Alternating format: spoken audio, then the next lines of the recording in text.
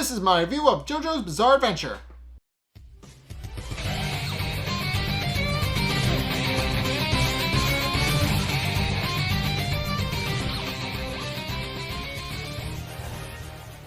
Okay, so in this episode, Bruno actually successfully becomes a capo, and they actually get their first order from the boss himself. So, yeah, they kind of moved up the ranks a little bit is putting it mildly. So, it starts off with everybody trying with Narancia and Fugo trying to patch up Mista in the bathroom, rather haphazardly, might I add. They use a stapler and wrap him up with some tissue paper or whatever else to just kind of tape him up with masking tape and staplers to just kind of hold him over until they can actually get him to a hospital. But in case now that Mario, Zuchero, and Sailor are in custody and also out cold, so they can't use their stands anymore. Bruno reveals that now it's time for him to actually show them where he actually hid the treasure, which obviously everybody is jazzing about, and Narancia and especially Abashio are very quick to point out that they want to know where Bruno actually hid the treasure. Bruno merely tells him to wait a couple of minutes, at which point Narancia hears something outside and pokes his head out to see two janitors. And he tells the janitors to shove off, pointing out that they're still in there and that they kind of can't go in there right now. But one of the younger of the two janitors actually antagonizes Narancia, pointing out that he's asking him if his name is Toilette, like it says on the side of the bathroom, which is just Italian for toilet. If you guys can't figure out the cognates and all that, but I thought I would tell you. But in case the younger janitor then begins to point out that if it's not his actual name on the outside the building, then they don't really give much of a crap about whether or not they can go in.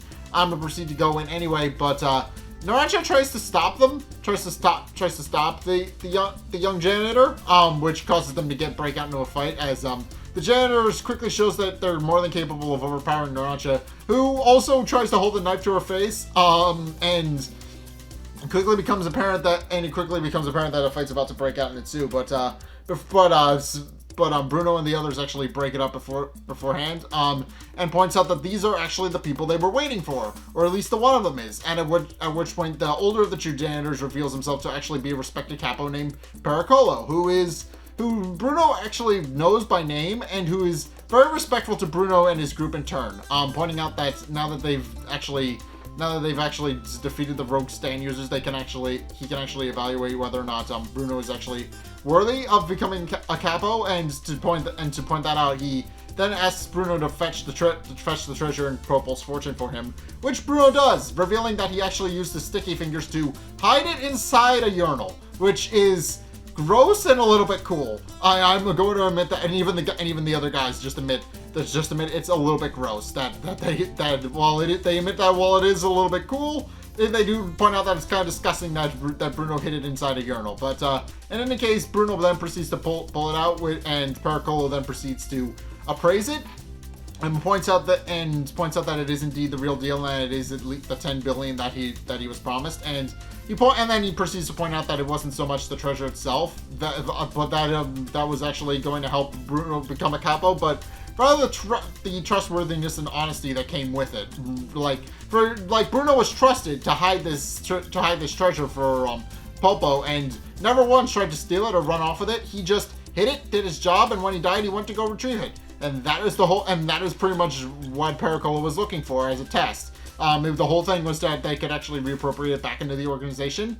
So, as a reward for his honesty, Pericolo then proceeds to make Bruno a capo, and stating that he's actually going to be taking over for Polpo's territory going forward, and then points out that he actually has a very important mission for him that he actually needs to take over from Polpo now that he's no longer around.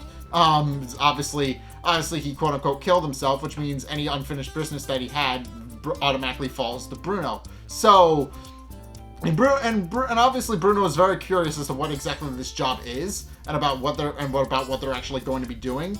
At which point Pericolo explains that they're actually going to be guarding the boss's daughter, which catches everybody for a loop, since especially Giorno, who points out that the boss, who he was specifically trying to challenge, take down and learn more about, so he could take his job. He's a little surprised to find out that this elusive man nobody's met actually has a daughter. So obviously he's very interested in the idea that he may be able to investigate the boss secretly through the girl. At which point it's revealed that the other janitor is indeed the girl they're supposed to be guarding, and then she excuses herself to go get changed. While she's getting changed, and Pericolo then proceeds to inform Bruno and the rest of the group what it is they're actually going to be doing. And he then proceeds to go on to explain that the girl's name is actually Trish Una, whose name isn't actually the last name of the boss, but rather the last name of her mother. And then proceeds to go on to explain that under an alias, the boss actually met with a young woman, conceived a daughter, and then kind of just left her life because obviously he doesn't like people learning about his past or anything about him for that matter. So yeah, he just kind of pieced out and more or less abandoned his family to just continue running the Passione from the shadows. And at which point, and eventually, after 15 years, Trish's mother passed away. And we actually don't find out much more about her other than that she gave birth. She gave birth to Trish at some point, and then she passed away. At which point she began investigating the alias that the boss used to actually conceive with her. But she's unable to find him. And although Pericolo does point out that because of that alias, he does realize that an actual rogue group of people within the organization, later revealed to be stand users, he proceeds to explain how they're actually looking into Trish, thinking that if they capture her and try to torture her and get information out of her, that it'll enable them to actually take out the boss, which is what Giorno is actually trying to do, but he's doing it a bit more discreetly, I guess. But then proceeds to, but Bruno does point out that if they're actually going after Polpo directly and trying to figure out who Trish is directly, that they had to be stand users, and as I said, they are. And Pericolo explains that this is actually where he can no longer help them, because as he explains, he's no longer a stand user. So, or at least he's not a stand user. Not no longer. He was never a stand user to begin with. But he explains that they need to be careful. And goes on to explain that they'll need to use their stand powers to actually defend Trish to the bitter end.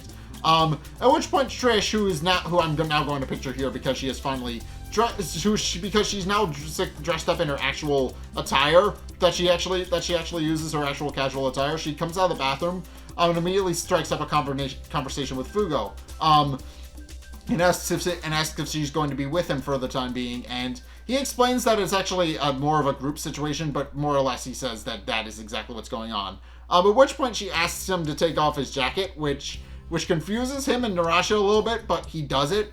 At which point it's revealed that she just wanted something to wipe her hands on, and then proceeds to point out that she's very high maintenance. So she immediately demands blush, stockings, and a whole bunch of other things from the group, pointing out that reveals that she's actually very high, very, very picky and very high maintenance, and that she obviously, since she's gonna be bodyguarded by the rest of them, that obviously she can't go out herself to pick up all of this. So because of that, the group has to do it, much to Fugo's annoyance once he realizes just how high maintenance she really is. But in any case, the group then proceeds to pack up and leave and get ready to go back to the mainland of Italy. With Giorno pointing out that about the stroke of luck that he's experienced now that he realizes that he's actually found a direct pipeline to the boss, and that if he plays his cards right, he could actually figure out more about the boss as a person.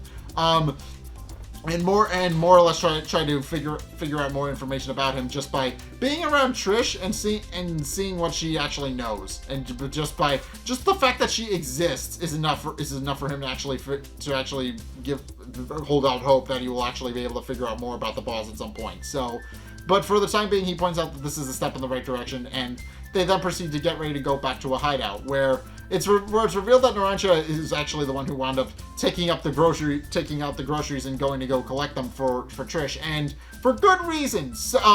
We actually get a flashback where Fugo tries to explain a very complicated set of steps about how to avoid being chased.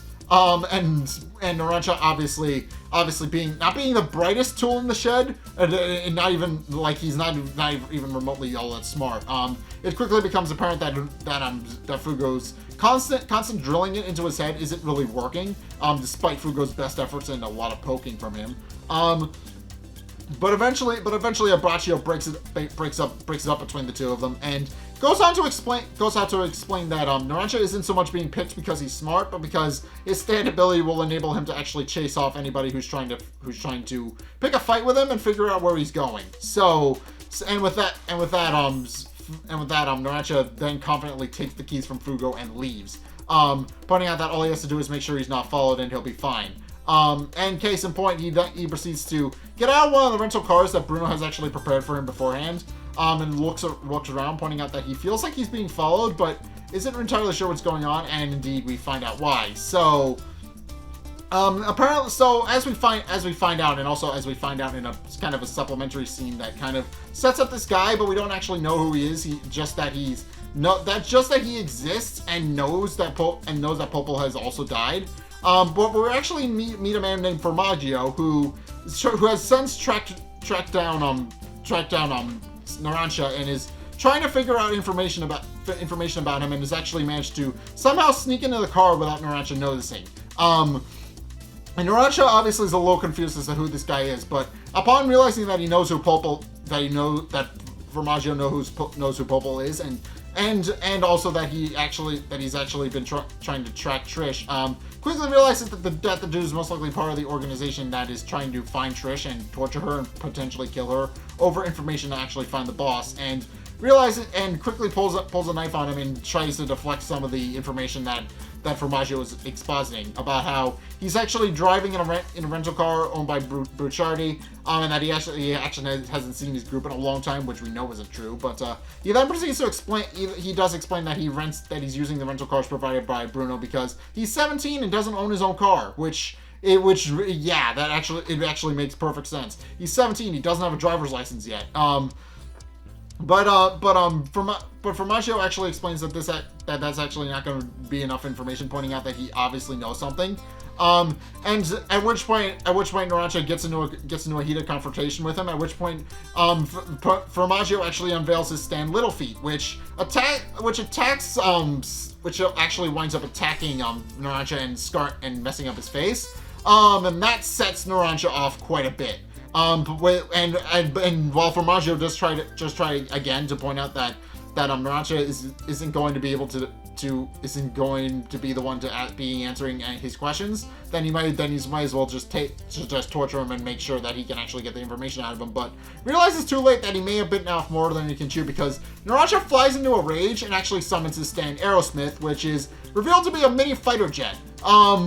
And yeah, it quickly becomes apparent that Formaggio's Littlefeet is no match for Narancia, because it quickly becomes apparent that Aerosmith, with its bombs and high-powered assault rifles, quickly run it, and Narancia is driven to such a rage that he's actually developed some superhuman strength and is actually breaking the car down by kicking the door in, which shouldn't be possible. It quickly becomes apparent that Littlefeet is actually no match for Aerosmith, and also because it's completely tearing up the car. He realizes that he actually needs to employ evasive maneuvers and manages to escape the car at the last second as Narancia is launching one of the bombs at him. At which point Narancia finally calms down, having hurt his foot in the process. And realizing that he has no idea where the guy is, he realizes that he needs to find him, hope that he actually won't be followed. Unaware that Littlefeet's ability is actually that it enables its user to shrink. Which Formaggio points out isn't a particularly useful power, and he even points out that some of his comrades have even pointed out it's not entirely useful at all.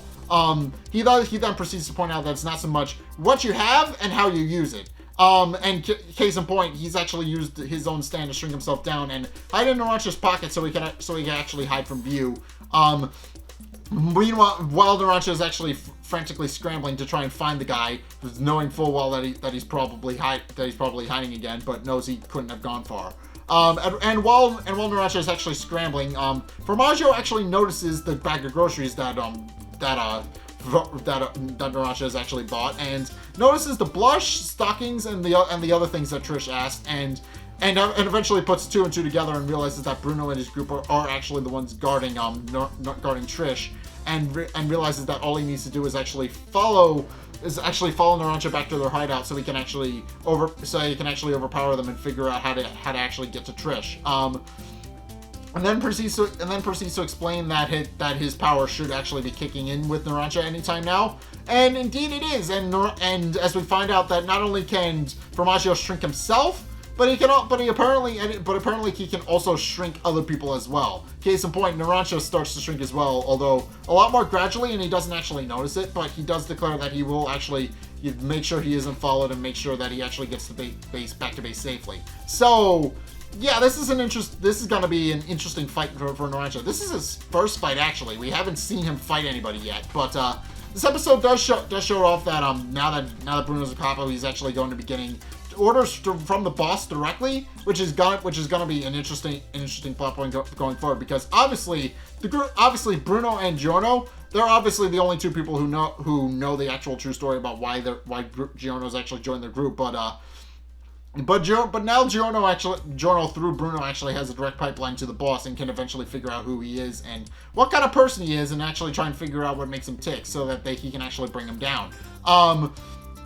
But obviously, because now that they're actually bodyguards for Trishuna, it's quickly becoming apparent that a whole bunch of nasty guys that are going to show up over the next several episodes, and we see cameos for a couple of them, not full pictures or face reveals, but just that they exist, and we're eventually going to see them later. But yeah, this episode just shows off that that's indeed what's going to happen going forward. So yeah, I'm interested to see how Naranja is actually able to fight off against this guy who can shrink and hide himself in other people's pockets. So, yeah, and also apparently shrink other people as well. But in any case, yeah, that's gonna do it for my review of JoJo's Bizarre Adventure. What did you guys think? Let's get discussing going in the comment section down below, or over on my Discord server, link in the description. Anyway, thank you guys so much for watching. If you enjoyed, be sure to like, comment, and subscribe. Also, be sure to follow me on Facebook and on Twitter in the description below.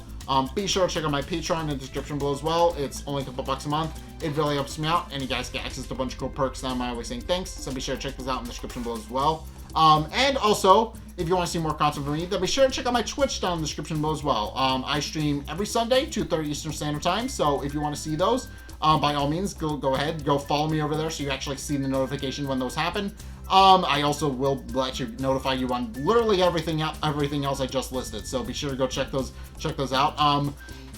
And finally, if you want to see even more content from me, then be sure to check out the videos linked in the end screen. The top video is the most recent one. It may or may not be this one.